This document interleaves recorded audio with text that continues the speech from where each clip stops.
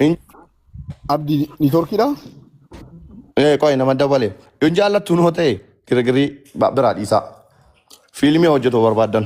Yoo barbaadan immoo hojii biizinasii ajaa'ib. Mucaa kana amma kaffaltiin isaa kaffalame amma makka ta'e isaa fi rabbitu beeka. Inni immoo hin sirbine gattumee hin sirbine hin dalagne moodeliidha. Aqwaamii bareedaa waan qabu filate mucaan kun. Garuu mucaan kuni hojii akkasiirratti akka hin hirmaanne immoo hin barbaadde yoo ta'e obboleessa keetii.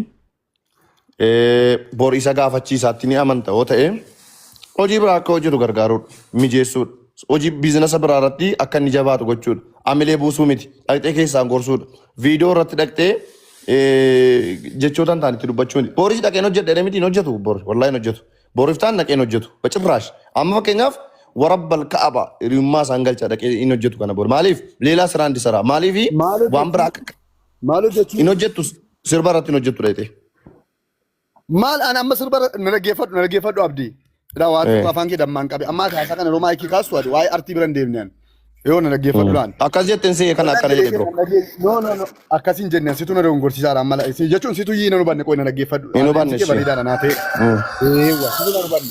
Keekii wajjin hin jedhe kaleessa kana naqe of ta'e naqe na barbaadanii naa hin naqe. Boris immoo yoo jarri na barbaadan bakka jarri na barbaadan kamittiyyuu waan jarri na barbaadan hunsiin jedhe.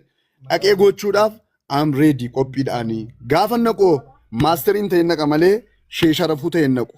Kaleessa shee sharafuu ta'e nanne. Kaleessas immoo dirqisiisee nawaama yoon ta'e malee jedhee miti kan naqe. Dhaqee wajjin dhaabbachuun koo maanni yeroo kamiyyuu ani sheeka jechuudhaan ilamaayii jechuudha.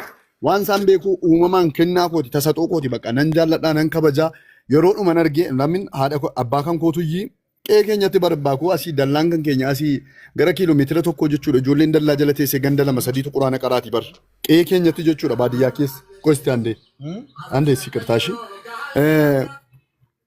abbaan kan koo immoo sheekii cimaadha bira darbe obboleessi abbaa kootii bar imaama biyya deeman hunda irratti jechuudha namni kamiyyuu hin beeka jechuudha imaama guddaadha kanan yeroon jedhu maanni harreen jaraa kunoo as gaadha harreen jaraa as gaa hin babbareedu jechuudha na Hamza baay'ee babbareedu Hamza moitii godhe እሺ እና uumamumaan baay'een jaalladhaan baay'ee natti tolu jaraa wajjin hojjechuun waan tokko yoo jiru waamanii karaa irratti yoon arganii እንኳን hojii wajjin hojjechuu dhiisii jechuudha የመጨረሻ ሞቶሪidhaan yoon arge bira darbuun natti ulfaata bakka naan deemamu ይሄ kennaa kooti kun alhamdulillaatti nan gammadaan si galee lammaffaa wannan jechuu barbaadu Boris taanaan an qophiidha maal gochuudha wajjiniin hojjechuudha qophiidha.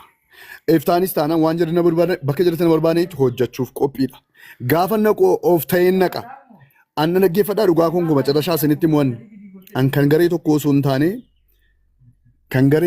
hin taane kan uummataa kan ta'e na hubadhaa. Uummanni kun immoo bakka inni itti na barbaadetti kiristaana musliima utuu hin jedhin dhaabbachuudhaaf I am ready 24 hours okay kana bakka asaan kun ni dhuma. Abu Muaz itti fufaa.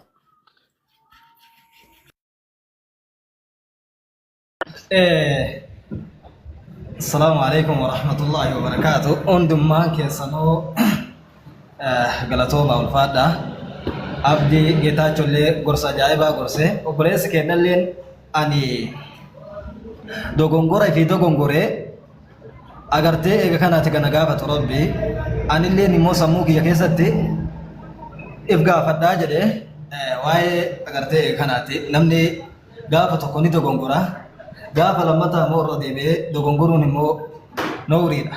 Maaliif rabbiin maal jedha? Kullu banii aadam khaxaa'un.